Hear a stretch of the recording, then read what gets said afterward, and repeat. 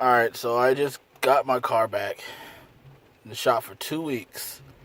Just fired it up. And it's still doing the same thing. Let's see if it starts up this time.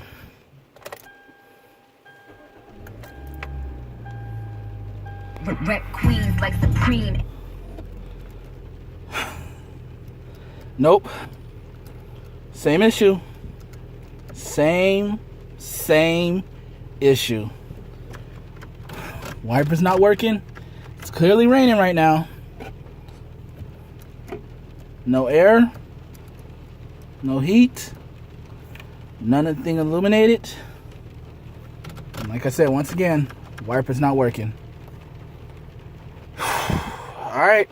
I guess I gotta take it back in.